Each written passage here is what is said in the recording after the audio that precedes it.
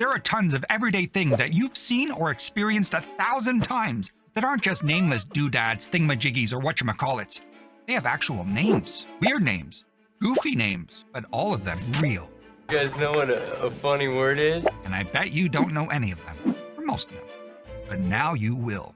I can't wait to find out. Ever heard of Chads, Diastema, Chankings, Octothorpe, Acnestis, or your Dactylion? Weird name.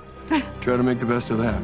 Some of these might be in the room with you right now. Some of them even on you. You might even be touching your Dactylion right now without even knowing it. Is that gross? Maybe. How about you find out? So test your word nerdery. How many of these 30 things do you know the name of? We're about to get wise to the words.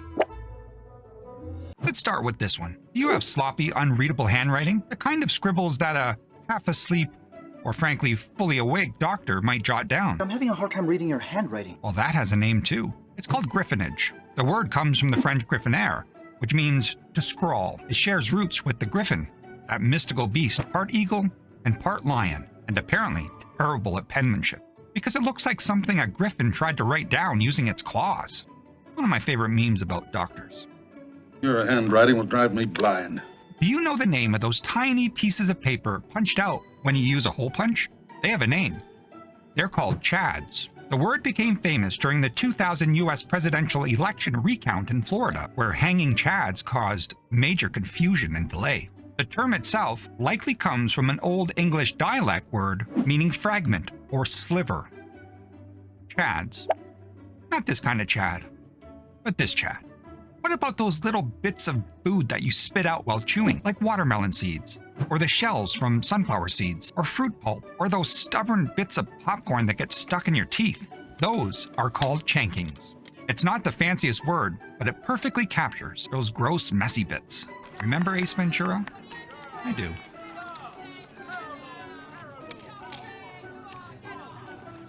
Would you like an ashtray? I don't smoke. It's a disgusting habit. Nasty habit. What about that noticeable gap between two teeth? That's called diastema.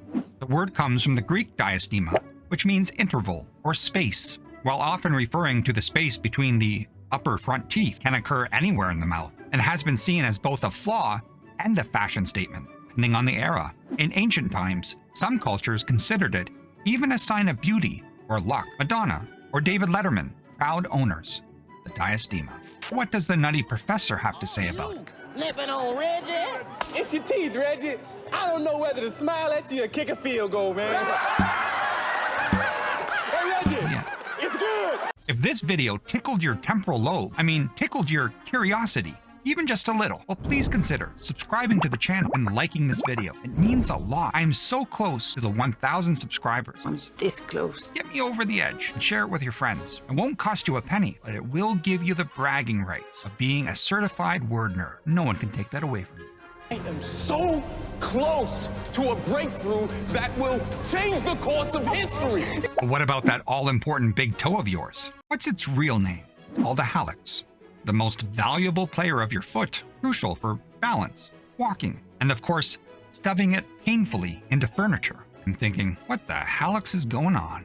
And how about that classic eye chart they use for eye exams with that giant E glaring down at you? That's called a Snellen Chart. It was invented in the 1860s by the Dutch ophthalmologist Herman Snellen, and it's been testing our eyesight and our dignity ever since. And a fun fact, if you can read the 8th line from 20 feet away, then your eyesight is 20/20. And if you can't even read the big E, then I probably look like this. Whoa, I think I'm Bigfoot. I'm a big, blurry, hairy monster. You know the real name of the hashtag symbol? Well, it's called the Octothorpe.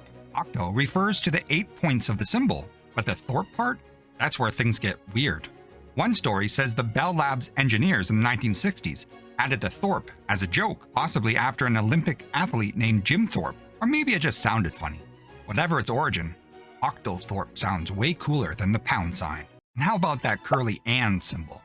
Well, that's called an ampersand. Okay, you're probably saying, I already knew that. But did you know why it's called that? It's basically a super stylized way of writing the Latin word et, which means and, et. E.T. phone home. The symbol has been around since ancient Roman times, but the name ampersand came much later. It's a slurred version of the phrase and per se, and. Latin per se means by itself. School children in the US used to recite it at the end of the alphabet, meaning, and the symbol that by itself means and. It was literally considered the 27th letter of the alphabet. Nifty, right? And you know that maddening spot on your back that you can't quite reach to scratch? That has a name. That's called Acnestis. It refers to part of the spine between the shoulder blades, inaccessible, itchy, and the reason that back scratchers exist. Because let's face it, we all twisted around like a confused cat trying to scratch that spot, or rubbed our back at the corner of a wall, or rolled around in a thorn bush, or grabbed a giant pineapple, and scratched our... Everyone's done that, right? We scratch your back, you scratch ours. Right? Not just me. Now what about that frantic cleaning spree you launch the moment you hear someone say, "I'm on my way over"? That hurried cleaning is called Scurryfunge. It's that mad dash to make your home look less like a disaster zone before company arrives. The word dates back to the 19th century, but the feeling is timeless. Whether it's shoving laundry under the bed or throwing a bunch of stuff in the closet, we've all done the Scurryfunge shuffle. Well, company's coming. Unless you just don't care what your place looks like. And what about that popping or cracking sound you sometimes hear from your joints? That's called Crepitus. The word comes from the Latin crepare, meaning to rattle, to creak. It's usually caused by air bubbles or rough surfaces rubbing inside your joints. A sound many of us start noticing as you get older. I look good for 80. I look horrible for 20. You know when you mishear a lyric or a phrase from a song, and that changes the whole meaning of the song in a funny or surprising way? That's called a Mondegreen. The term was coined by the writer Sylvia Wright in the 1950s after mishearing a Scottish ballad lyric as "They hae slain the Earl of Moray and Lady Mondegreen." Turns out, there was no Lady Mondegreen. The final line was in fact, "and laid him on the green." Just a classic case of hearing what you want to hear.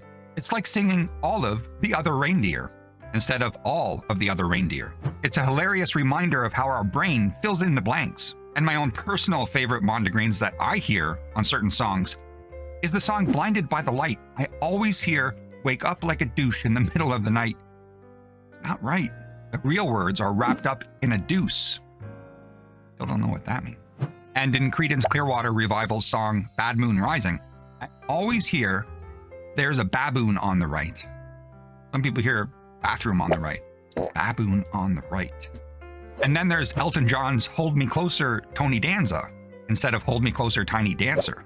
I mean, I used to like the show Who's the Boss, but I don't like Tony Danza that much. What are your favorite examples of Mondegreens? What do you mishear all the time? Put it in the comments, please. These are hilarious. And you know that tingling or the pins and needles feeling you get when your leg falls asleep? That has a name. That's Paresthesia. The word comes from Greek. Para meaning beside or abnormal, and Aesthesis, meaning sensation.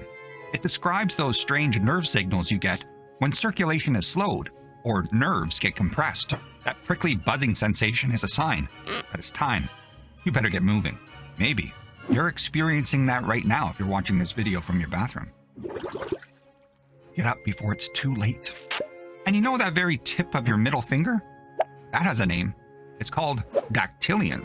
And it's not just any fingertip. That's a key landmark in anthropometry, the science of measuring the human body. Scientists use the dactylion to size up hands and to track growth. So next time you point or you show people your tall finger while you're driving, remember, you're using your dactylion.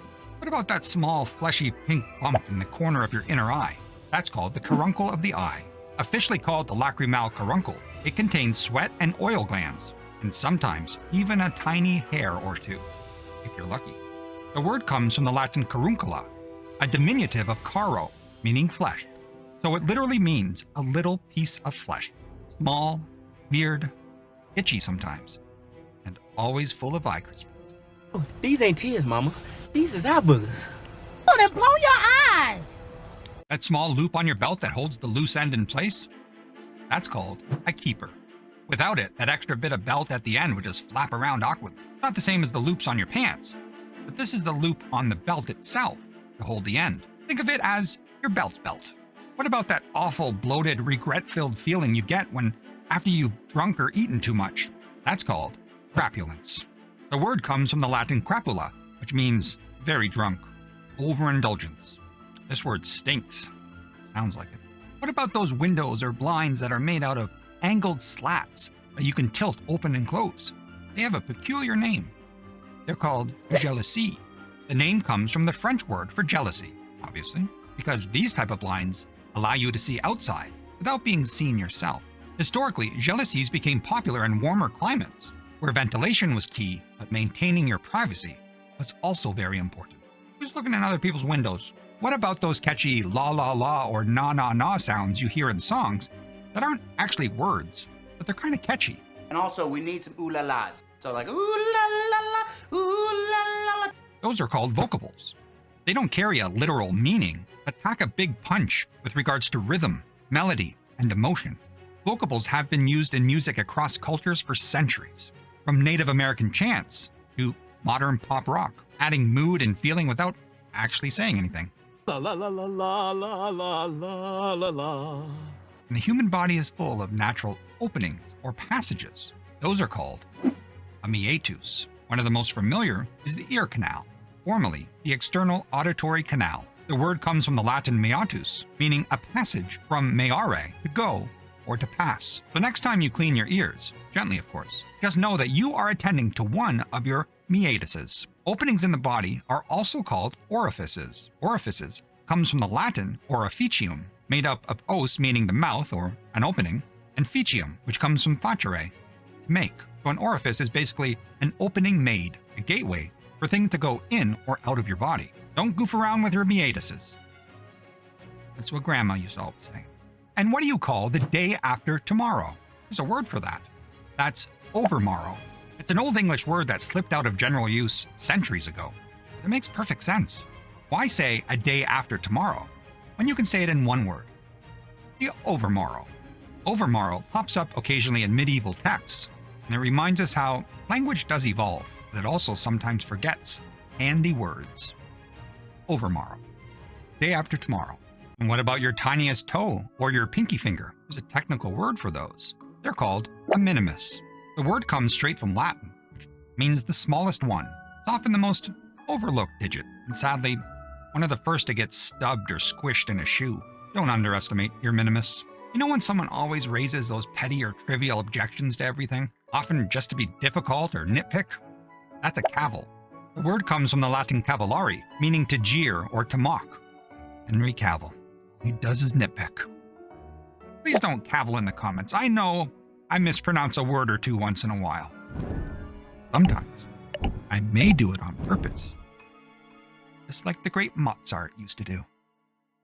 And I love Beethoven and Mozart. And you know when someone eats or drinks noisily, macking their lips? That's a yaffle. It's an old British term dating back to the 1500s. If someone's making a ruckus at your dinner table, they're definitely yaffling. I'm looking at you, Eden. Quit your yaffling. What about those pointed prongs at the end of a fork? Well, those are called tines. It comes from an Old English word tine, meaning point or prong, and is also used for the points at the end of an antler, or sometimes the teeth of a comb is also called a tine. A tine can be metal or wood, or even sometimes bone. I think of all the words on this list, this one might be the most well-known, a tine. The Big Fork Daily called it really very weird. And that soft, hollow dip opposite your knee, a little ticklish. That's the Popliteal Fossa. It's like your knee's backstage area. It's home to a lot of nerves and veins and arteries that keep your legs running smoothly. The name comes from the Latin poplas, which means ham, and fossa meaning ditch or trench. It's your knee ditch, your knee trench. You like walking barefoot or wearing sandals all the time? Then you're discalced. That's the technical name for going barefoot or with sandals. Discalced. The word comes from the Latin dis, meaning without, and calcius, which means shoe. Historically, it was often used to describe religious orders like the Carmelites, the Discalced Carmelite order of friars and nuns, who went barefoot out of sign of humility and devotion. So the next time you kick off your shoes to relax, you're actually going discalced. What about that sudden shiver of excitement or fear or awe? Well, that's called a Frisson. The word comes from the French, meaning a sudden thrill. It's those goosebumps you get from a spine-tingling movie scene or a sudden surprise. It's your body's way of saying, whoa, that was cool. Frisian. Are you Frisian? I'm Frisian. And you know your stinky armpit? The technical term for your armpit is actually Axilla, not Godzilla, Axilla. It comes straight from the Latin axilla, a diminutive of alla meaning wing, because it's the space under your arm's wing. When I was a kid, I used to call my armpit my underpit. Underarm, armpit, underpit. It's genius. Word genius. And you smell like a dung heap. And finally, what do you call it when you make up a word for something that should have a word but doesn't? That's called a sniglet. Coined by the comedian Richard Hall in the 1980s, sniglets were part of a running comedy series and book series that gave names to oddly specific phenomena, like lactomangulation. You know what that is. You do it all the time. The art of mangling a milk carton in the effort to open it.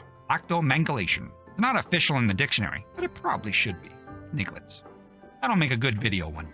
You ain't cool when you're subscribed to Wize 2 Words. That's just science.